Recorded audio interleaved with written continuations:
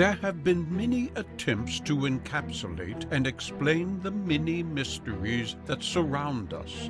These include everything from the contents of the Vatican's secret archives, the paranormal and ufology, and even subjects that seem to slip between the cracks of reality into the realm of high strangeness. And now the United States government has finally admitted that many of the unexplained sightings of craft may very well be alien technology. This film draws on all of these threads as it weaves its way through the many twists, turns, and possibilities that define the subjects discussed. Just about all of the subjects examined in this film are interlinked at one level or another. It is as if the ancient Eastern concept of oneness was recognized by our forefathers long before the arcane physics of quantum mechanics demonstrated its reality. Perhaps this is a contributing factor to the belief that all points in space and time are interconnected. In fact, it is thought that this particularity is how UFOs manage to traverse the incredible distances between the stars and perhaps even the galaxies. Of course, from our current level of knowledge, the mechanics of such technology can only be speculated upon, or can it? We are about to discover.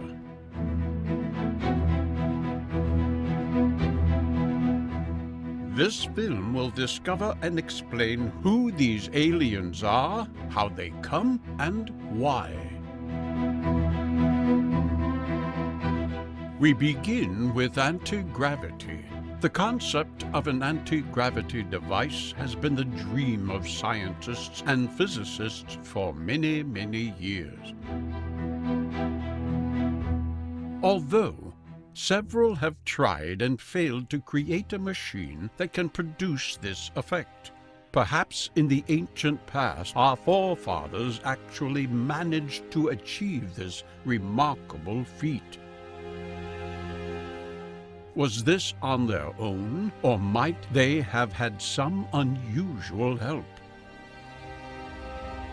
The first such devices to use anti-gravity technology may have been the Vimanas often mentioned in the sacred Hindu Sanskrit texts called the Vedas, which date from between 1500 and 700 BC. These astonishing devices were used by the gods as they traveled from the heavens to the earth. But more worryingly, they also used them to wage catastrophic wars around the planet. In addition, these ancient texts repeatedly refer to not just machines that defy gravity and flew, but all kinds of sophisticated weapons that used technology we can only guess at. This information also appears in the Indian classic, the Mahabharata, which is one of the oldest books in the world. And it mentions a flying chariot with sides of iron that was clad with wings. The Rig Veda describes one of the weapons used by the Vimanas. It is called Indragni, and it was a weapon that used two types of force. The ancient Hindu texts described the first half of the word, Indra, as the kinetic energy of subatomic particles that ignite and burn. The second half of the word, Agni, is described as a fire that is both thermonuclear and electric. Modern commentaries about this weapon suggest that it may have been a plasma-based device and it was activated by sound. A passage in the Bhagavad Gita, which forms part of the Mahabharata, describes a planet-wide disaster caused by a weapon described as a ray of iron. This ray of iron melted the ground and rocks and turned them into glass.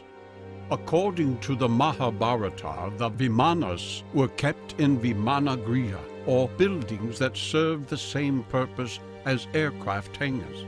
The Ramayana, the work of equal age and importance to the Mahabharata, describes these machines as double-deck circular aircraft with portholes and a dome that flew with the speed of the wind and emitted a melodious sound. Amazingly, these craft were also supposedly used not only in Earth's atmosphere, but also in space and even underwater.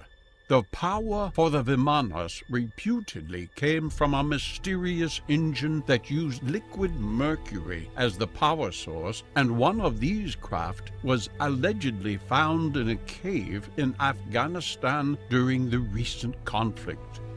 It is known that in 2010, 4 world leaders paid unscheduled visits to Afghanistan.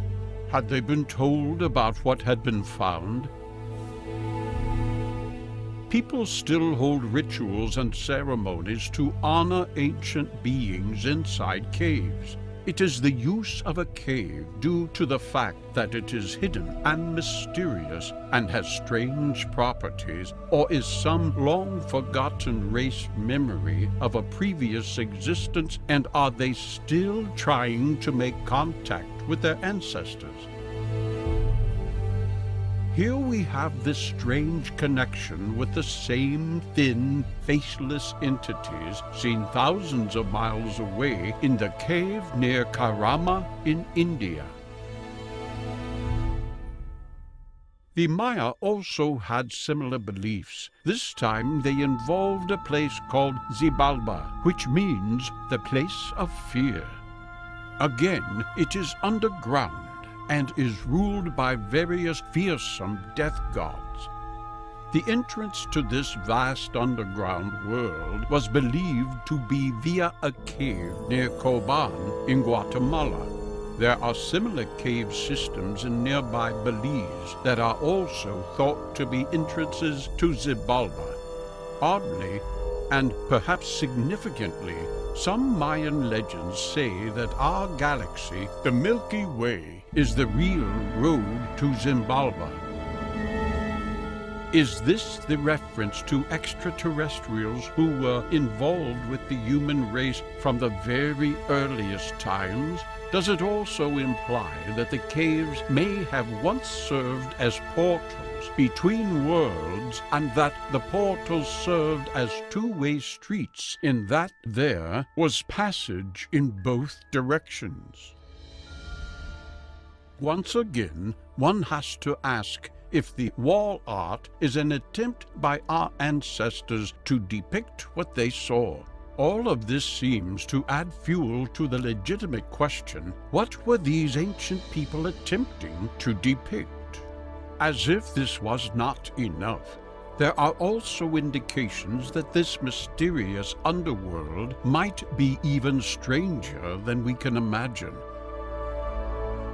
Because deep underground there are the crystal caves, vast caverns filled with huge crystals. One spectacular example is a cave which is 1,000 feet below Nika in Chihuahua in Mexico. It was discovered by miners in the year 2000 and is accessed via the Nika mine. These crystals are huge and are formed from selenite, which is a form of gypsum. The largest of these crystals is 39 feet long, 13 feet in diameter, and an estimated 55 tons in weight. The thing about crystal is that it is an ideal medium for information storage, and it is usual for various kinds of crystal to be used in computer networks for information and data storage. Another curious fact about this cave is that samples taken from the water that once flooded it have revealed microbes that are unknown to science, and they are well in excess of 10,000 years old. Might this giant crystal cave in Mexico have been left as a kind of data storage facility by the beings worshipped by our ancestors because it is capable of holding an incredible amount of data?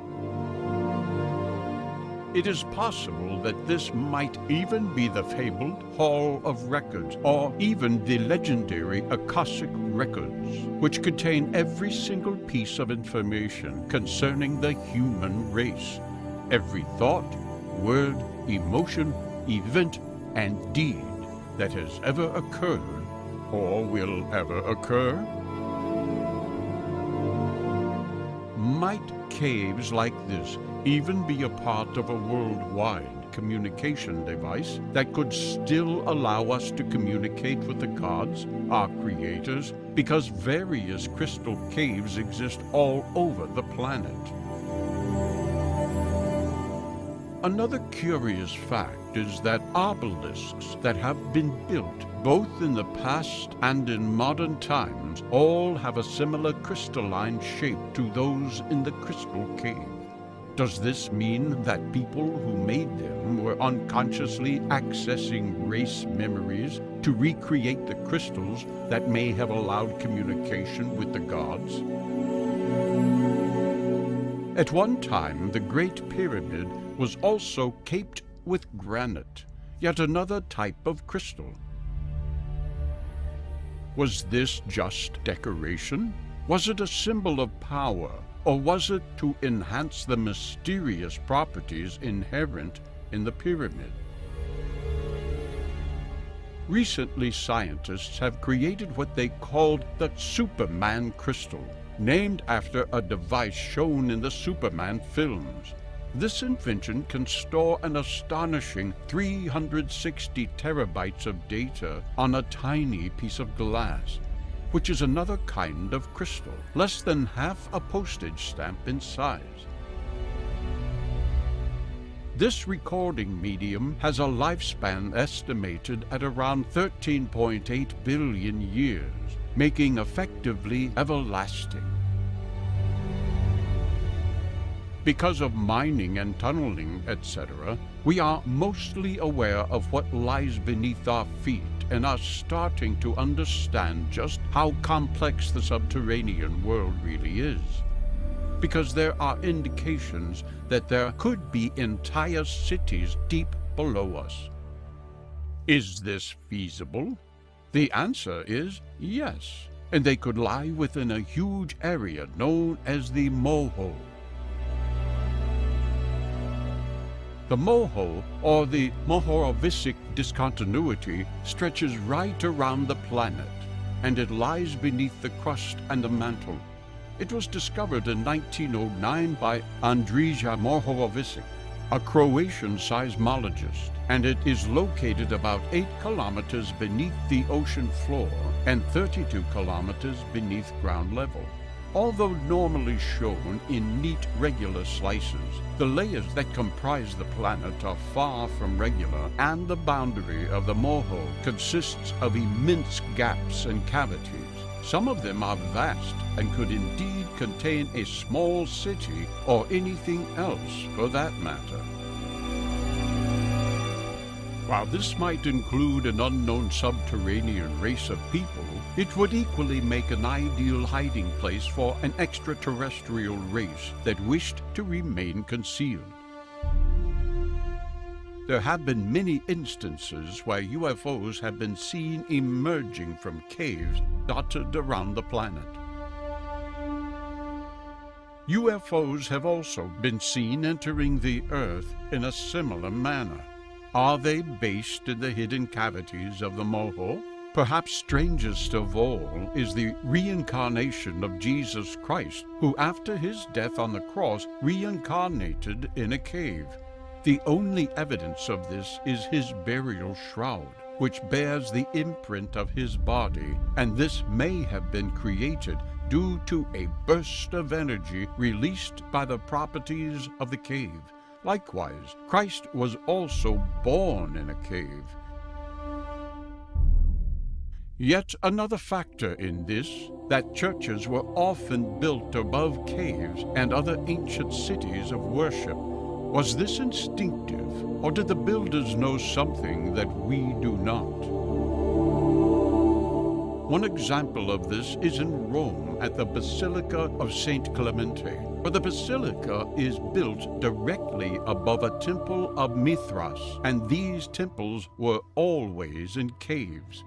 There have been a few written accounts of underground and possibly extraterrestrial races. One such comes from the author, the late Richard Shaver, who along with his publisher Ray Palmer wrote tales of warring entities hidden deep underground, of which he claimed to have had personal experience. This was a fundamentally evil ancient civilization called the Deros, who lived in caverns under the earth and used fantastic technology against the human race, and frequently kidnapped them for their own nefarious purposes.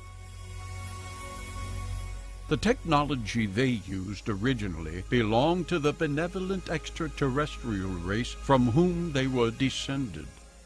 There is another account from an Englishman, Edward Bulwer Lytton, who wrote a little-known but influential book entitled The Coming Race, which elaborated upon the concept of a subterranean, superhuman civilization with noble and honorable ideals emerging as the savior of the human race. Here the energy source was referred to as Vril.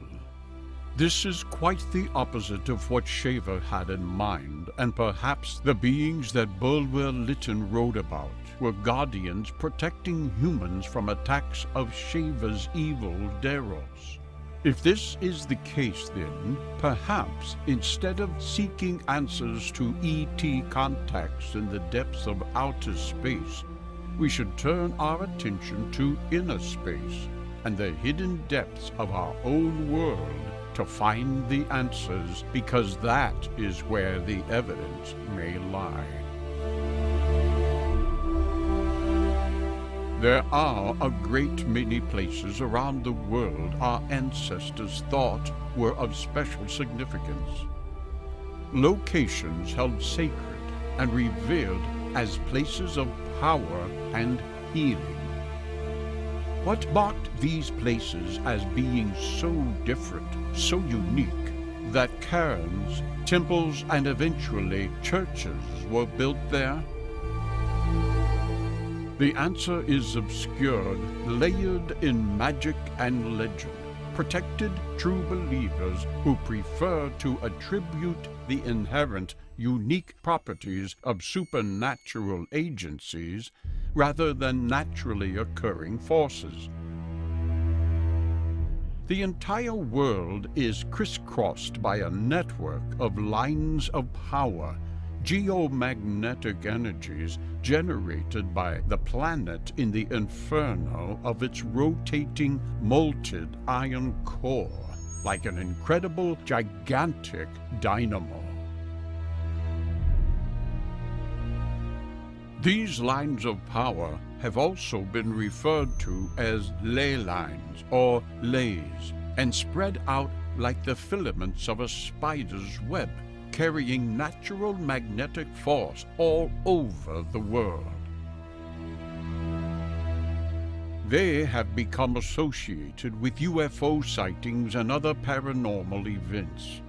This is not really surprising, because there seems to be a deliberate plan regarding various structures like standing stones erected on or adjacent to the lays. There is one use of conventional interaction with geomagnetic energy that is perhaps the best known of all: the skull of the dowser. Perhaps this aspect is the most elusive yet common practical use of earth magic known to man, and each one of us can be taught the skill. The ability is probably present in our prehistoric ancestors and is recorded in ancient Egyptian hieroglyphs. The normal function of dowsing is the location of water, which creates an ionicing stream as it moves through the rock strata, which in turn produces an increase in local field strength. The dowser, who, through experience, recognizes it as a reaction to the presence of water, detects this. If the purpose of communication with the gods or aliens, as some say, it is likely that the stone circles are permanently manned rather than only at specific times or holy days, so instantaneous communication may be nothing new. But things can get a lot deeper. In fact, beneath our feet are uncharted caves, caverns, and tunnels that crisscross the world entirely out of sight. Just what is down there? Do they perhaps contain knowledge from the past that we have forgotten or perhaps never even knew about? It is possible that there is evidence of extraterrestrial links here, evidence that remained out of sight, perhaps for our benefit and safety. In 2014, ancient cave patterns were discovered inside caves near the town of Charama in the Kanka district of India. These images, which are 10,000 years old, show thin, faceless beings standing beside a strange-looking object, a machine perhaps, supported on what looks like a tripod undercarriage. The archaeologists who made the discovery have asked for help from the Indian Space Agency and also NASA to help identify the images. The local people, some of whom worship the paintings, tell of the Roela people, also called the Small Ones, who used to arrive in round flying machines and remove one or two of the villagers, who were never returned. There is a history of visitations like this in India, especially in the ancient Hindu texts like the Vedas, and especially the Mahabharata. Both of these texts tell of gods coming to earth in their disc-like machines, and also what amounts to the ongoing abduction of earth people by these gods, and this was anywhere between 4,000 and 10,000 years ago. It seems that alien abduction is a far from new phenomenon. There are rock paintings from places as far apart as Algeria and Australia, and all depict a variety of strangely similar beings that seem part animal and part human. Why should these bizarre similarities exist between cultures separated by both distance and era? Because this cannot be a simple coincidence. There is a modern tale that may answer some of our questions. The Montauk Project, and all that went with it, has tantalized researchers for decades and involved a series of top-secret U.S. government projects that took place deep below ground in Montauk Air Force Station, which is located on Long Island in New York State, USA. Claims that research into the viability of weather control, time travel, and incredibly, how to contact alternate dimensions was carried out. In addition, there are also claims that a 50-foot-tall pyramid made of titanium was constructed entirely underground. It is speculated that the alleged esoteric and magical properties inherent in the pyramid shape were part of the experimental procedures. Was this a modern attempt to contact alien gods? But how did these aliens travel across vast distances? In order to travel the distance required, alien craft would have to travel at multiples of the speed of light, and in doing so they would experience considerable temporal distortions. In other words, experience a degree of time travel. This is not a fantasy. It is proven fact using our own understanding of physics. The usual answer to this is that the ETs use some form of exotic subspace warp drive or hyperdrive or some other means of propulsion. From a practical point of view, this is technically unfeasible, if not impossible. One of the theories holds that everything we do, every single action we intend to take, exists as a series of probability waves until we decide on one definite course of action. The probability wave then collapses into reality and therefore exists in this universe, although it could equally happen in another one, but in a slightly altered manner.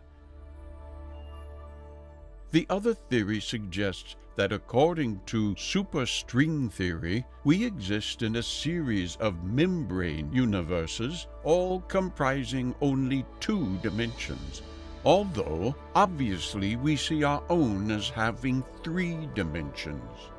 What exists on these M-branes is anyone's guess, but it is just possible that given the right set of circumstances, whether produced artificially or naturally, contact can be made, and it is there that these exotic creatures may reside. With the possible existence of these hitherto invisible regions comes the strong possibility they are inhabited by beings we call aliens.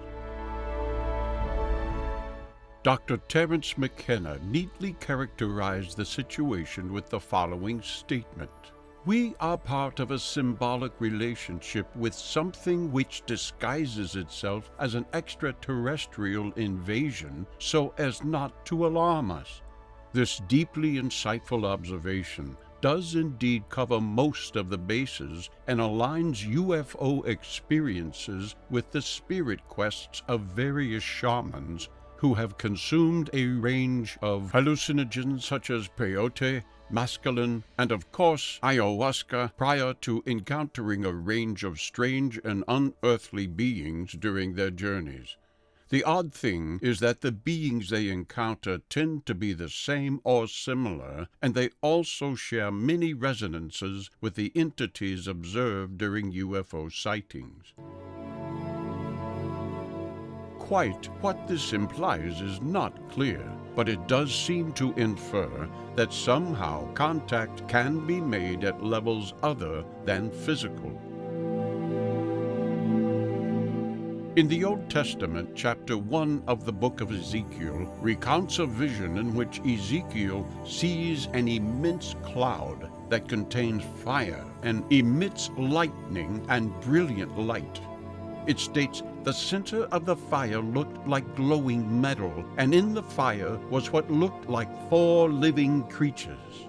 These creatures are described as winged and humanoid.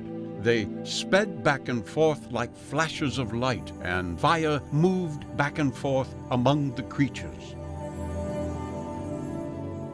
The passage goes on to describe 4 shiny objects, each appearing like a wheel intersecting a wheel. These objects could fly, and they moved with the creatures. When the living creatures moved, the wheels beside them moved, and when the living creatures rose from the ground, the wheels also rose. What on earth had Ezekiel witnessed? Probably nothing on earth at all. This is obviously an ancient man's depiction of a UFO lighting up the sky. In fact, the Bible is full to the brim of alien history. There are powerful holy weapons that are capable of wiping out mankind, such as the Ark of the Covenant. There are angels flying down to earth, ladders to the heavens, a Messiah rising into the sky back to the heavens, floating beings walking on water, shape-shifting, and so much more. All of this needs to be reappraised in a new outlook, an outlook of ancient alien visitation upon planet Earth. The history of mankind shall remain incomplete until we do. However, there is more to the tale. In the Bible and the book of Enoch, these shining ones are called angels, archangels, or cherubim. Of course, we must not forget the seraphim of Numbers 21:6 and elsewhere. These are not mystical beings. They have hands, a face, legs, but they do have powers from God, because they are in the light, and they have the symbolic wings of the early shaman, the bird flight, the dreamtime trance ability to fly. Their name means shining ones or fiery serpents. They are enlightened beings via the power of the serpent. Mystical Jewish literature tells us that the angels can fly, tell the future, shapeshift, speak Hebrew, and are emanations of the divine shining light.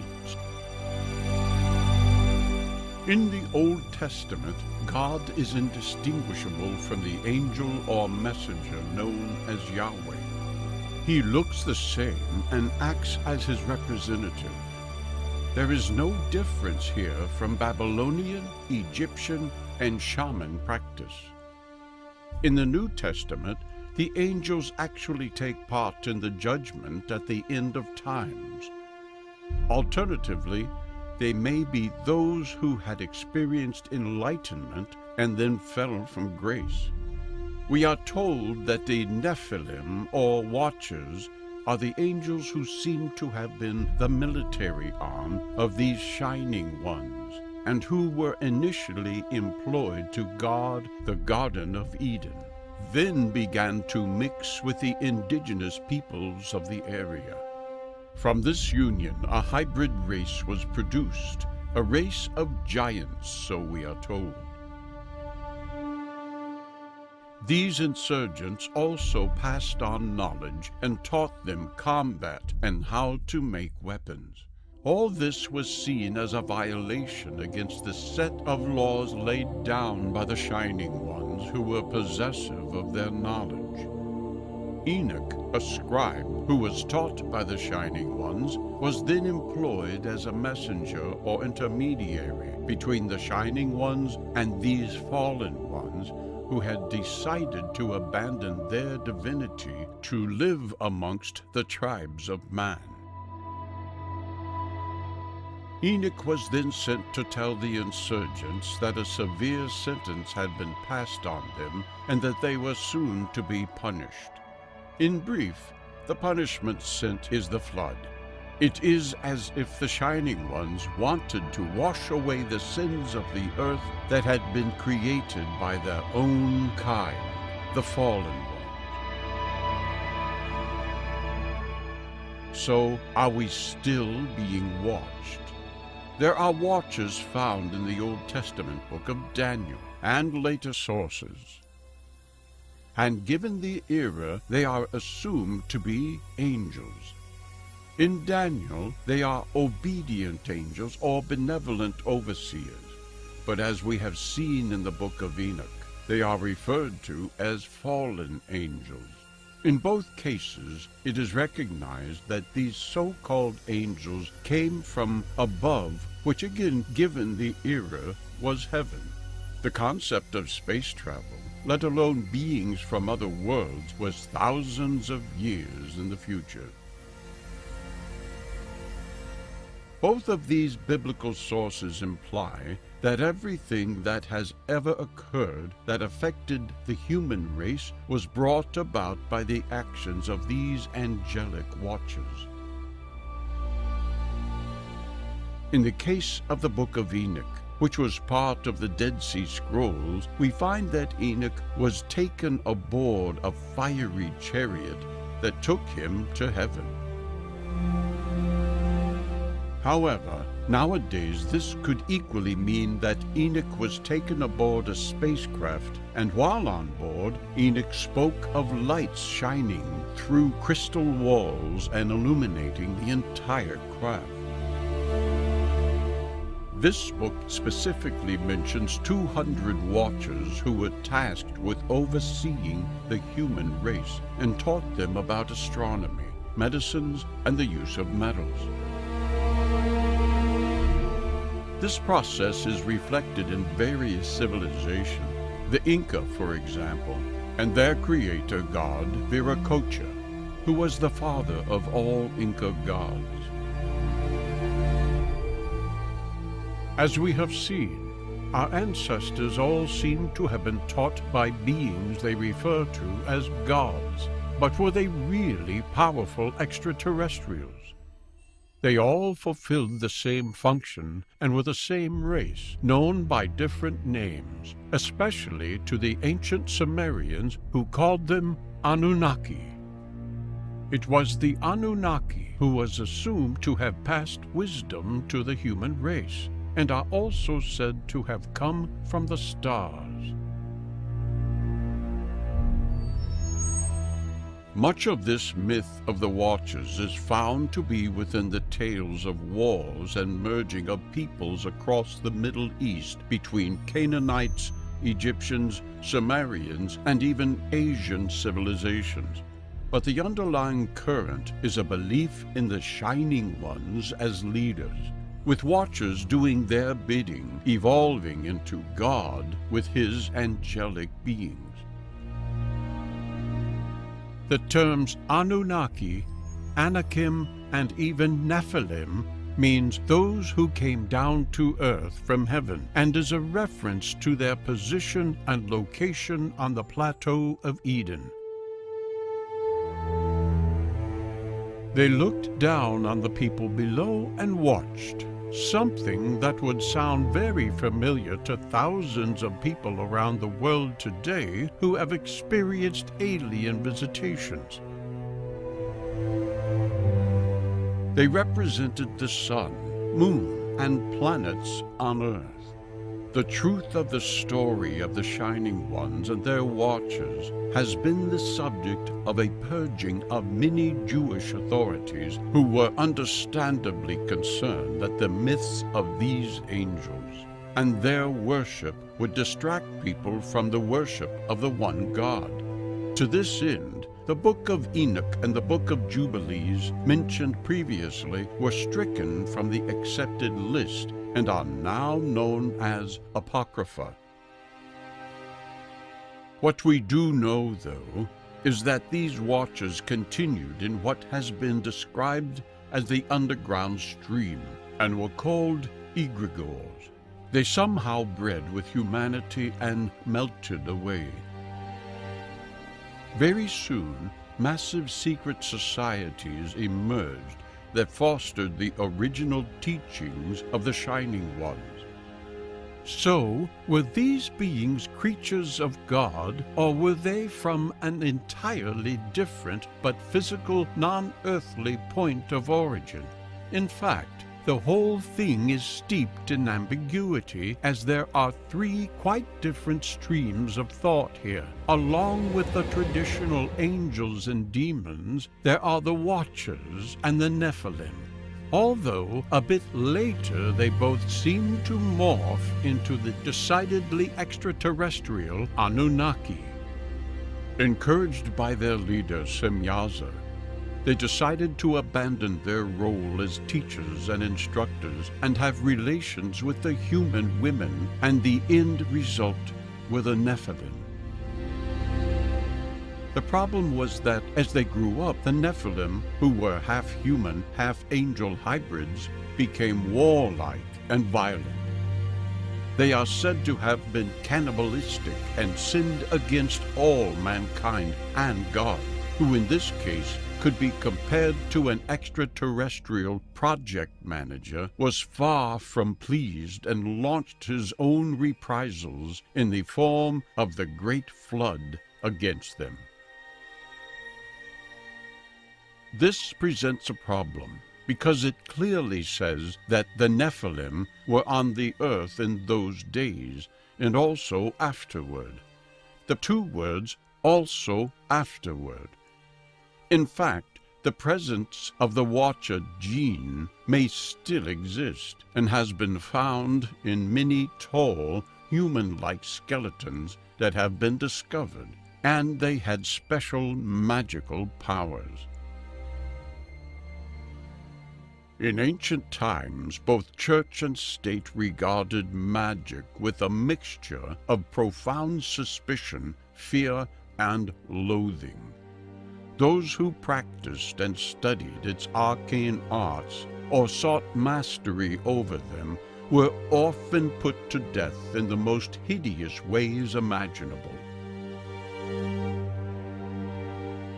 Yet, nowadays it has secretly been turned into an undetectable weapon of war, financed by secret and unaccountable black budgets, and those who seek the methods to make it work have become modern sorcerers. This was especially true of the Russian KGB and its American counterpart, the CIA, both of whom collaborated closely with the respective armed services in their relentless quest for the ultimate weapon. One of the men chosen to work in this unlikely field was the extremely capable former Special Forces operative, Colonel John Alexander, Ph.D., who deserves much closer attention. This man came to accept that ancient concepts and experiments, which in any other context might be described as magical, could be harnessed for military advantage. It is arguable that this man may have even warranted the once feared title of sorcerer.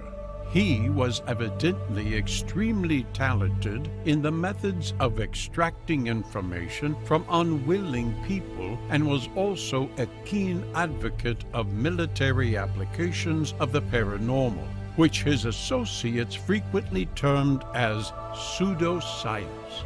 In fact, he had something of the X-Files about him, and one can only wonder if Chris Carter, the creator of that unique program, actually based any of his characters on him. Surely these life forms are curious about the same things and have pushed out into the universe to find the truth. We must not forget that similar projects were underway in the USSR and other countries.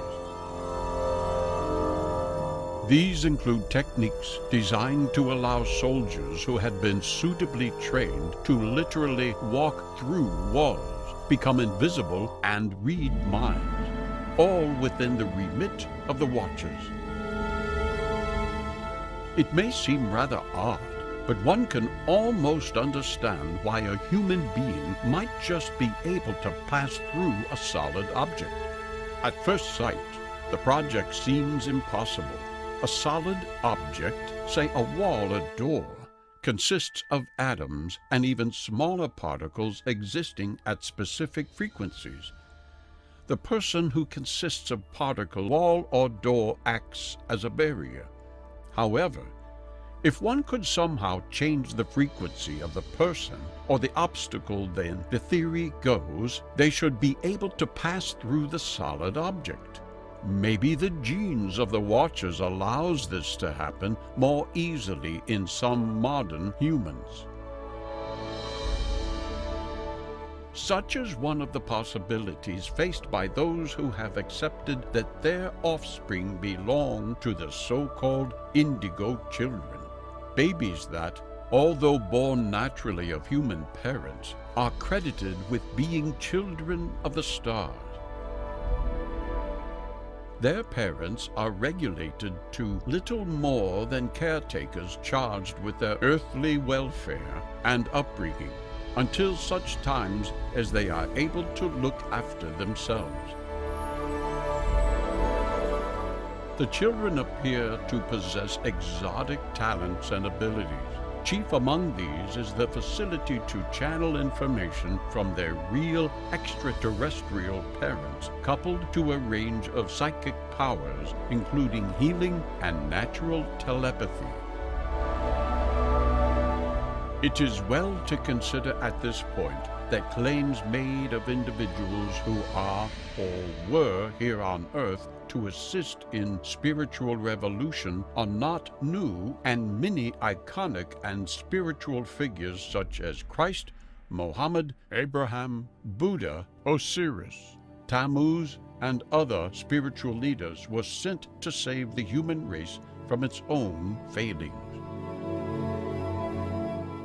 All of them, according to the era and society they arrived in, were able to convert huge numbers of people to their cause, and indeed the majority still command disciples and believers numbering in their tens of millions.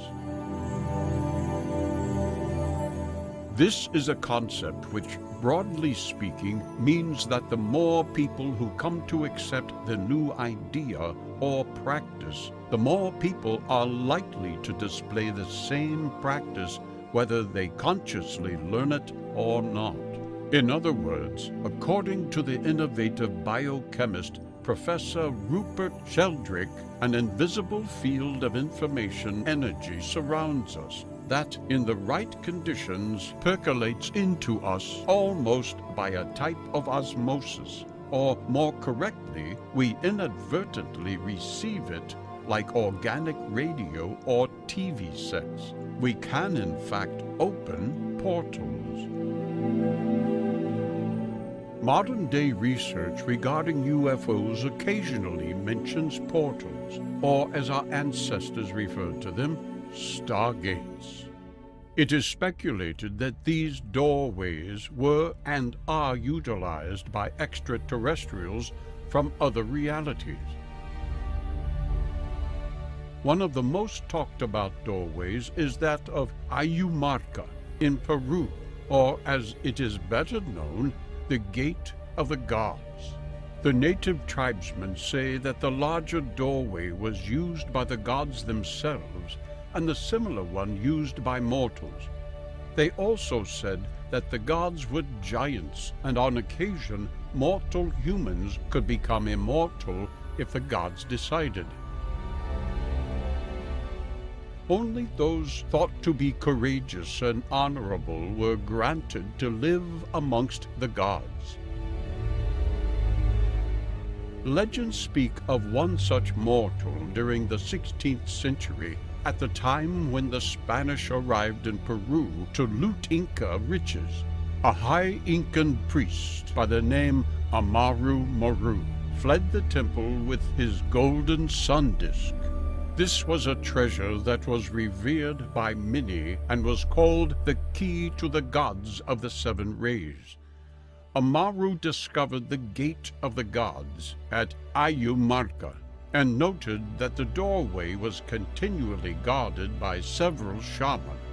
Once he presented them the sun disk. The shamans conducted a ritual consisting of meditation and chanting, and after a short time, Amaru started to feel a pressure build in his ears. Then suddenly, a bright flash emanated from the gateway. He turned to see the smaller doorway open, and beyond it was a shimmering light. Leaving the sun disk behind, he was able to pass through the doorway and on to another reality.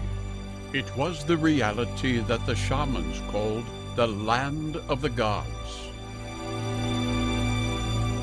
In modern times, investigators and researchers visiting the location discovered an interesting indentation in the rock. on the right-hand column of the smaller doorway. On close examination, they found that a slim disc-shaped object could, in fact, be inserted into the indentation and be held there by the surrounding rock. Was this some type of keyhole in the door? If so, then Amaru's sun disk may have been appropriately named.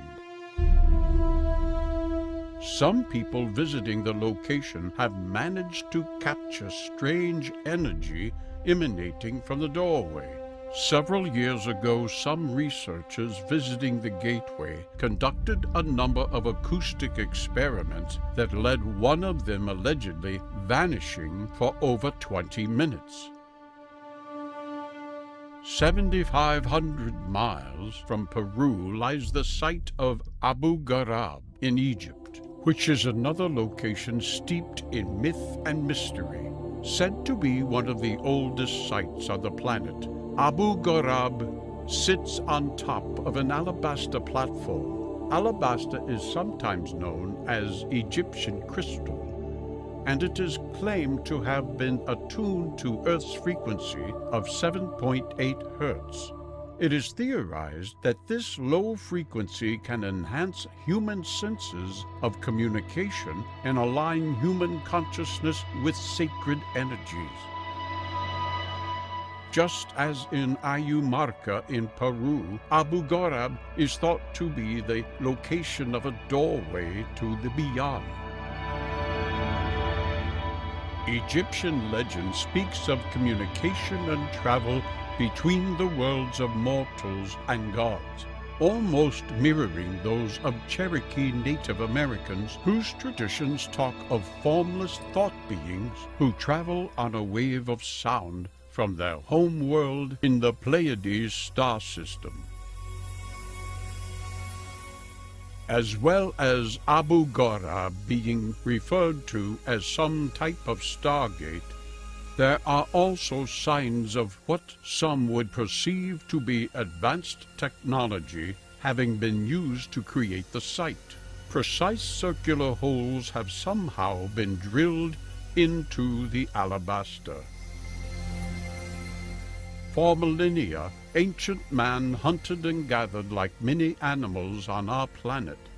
But something happened. Something amazing.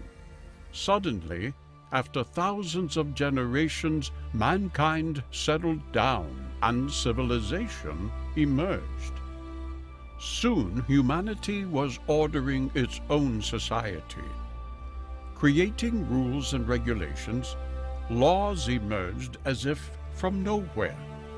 Complex tools, art, literature, agriculture, transport, and more emerged as if by magic. We looked to the stars, to the very heavens above us for navigation, inspiration, and to inform us of the time of day and even year. We built huge monuments to the gods we saw above us, to the same gods we claimed had come down to us from heaven and given us knowledge and life. A new phase in so-called evolution had begun. A new humanity had emerged. The gods were aliens. The change in humanity was genetic. The knowledge was given to the chosen few by the ancient watchers over mankind. This is their story, from the Egyptian gods to the Greek pantheon, from the bizarre array of Hindu deities and their flying machines to the alien messengers of the Bible. This is a story of profound importance and terrifying proportions. We have two choices. Mankind evolved over a vast period and then suddenly changed overnight from wandering bands to complex civilized societies. Or ancient man was chosen by a visiting alien race to be genetically modified and then given immense knowledge. It may sound crazy, but both ideas may be equally so. These ancient astronauts gave humanity knowledge, religion, and culture. It was a mirror of their own mother culture. They aided in the building of huge and complex structures across the globe, from the pyramids of Egypt to the stone heads of Easter Island. They aided us to worship them. Over time, our memory of these alien visitors has become our religions. The giants of the Bible are everywhere. Millions of people around the world have witnessed UFOs. Millions have undergone some bizarre experience, from tunnels of light to out-of-body experiences, from alien abduction to visions of unearthly apparitions. Millions more remain silent through fear of being ridiculed. The fact is, what modern man is experiencing is not new. In fact, it has been going on for millennia. The various recorded histories of the world reveals the truth. We are told about the experience. We are given the knowledge of amazing machinery. We are even given the names of those ancient gods who gave humanity incredible knowledge. We know them today as the Watchers. They came. They taught humanity art, culture, architecture, agriculture, and science. They became masters over mankind, and a hybrid race was born. But all was not well in Eden, and a great battle ensued. This is the incredible story of mankind's ancient past and its link to the millions of alien-related stories in our modern era. This is the story of the great lights that descended from the sky and watched over mankind. We live on a very big planet in an even bigger solar system within a massive galaxy that is only one of trillions inside a vast universe. With every passing day, scientists are discovering that life exists in places they previously believed to be barren. They discover water in massive deposits on distant planets. They find fatty acids on Mars and strange gas plumes that should never be there. When we walk into the desert on our own planet, we say that there can be no life, and yet nature finds a way. The truth is that the deserts of our world are teeming with life. We just have to alter our perception and search a little harder. If life can find a way in searing heat in minuscule amounts of water, then surely it can find a way somewhere in the vast universe. In mankind's short history, we have moved rapidly from sticks and stones to atomic weapons and smartphones. And yet, there are galaxies out there, billions of years older than our own. Somewhere out there, alien life forms exist, and somewhere they have technology so advanced that it will be beyond our own imagination. Of this, there is no doubt. Surely these life forms are curious about the same things. Surely they have pushed out into the universe to find the truth.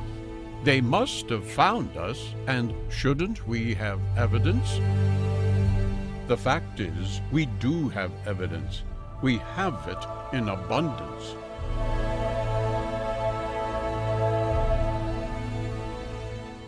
Aliens have reached out. They have found us and have visited us. across the world, thousands of men and women have seen with their own eyes the visitors. They have seen their craft. They have even come into contact with them. The fact is, there have been dozens and dozens of UFOs to have reached our planet, and we have witnessed them. What are they doing? Our secretive military and inner governments know what is happening, and they are hiding it from us. They close down every site, cordon off recover technology and corpses, and then cover up. They have been doing so for decades, and we are being fooled. Why? As we have seen, there are more things under heaven and earth than meets the eye. Modern science is continually revealing that our ancestors were more in tune with other realms of existence than we currently realize in our materialistic world. What shall we discover in the future? Maybe we will find the key to unlock another dimension where the aliens or gods reside. Maybe we will come face to face with our makers. One thing is for sure. We must maintain an open mind to all possibility.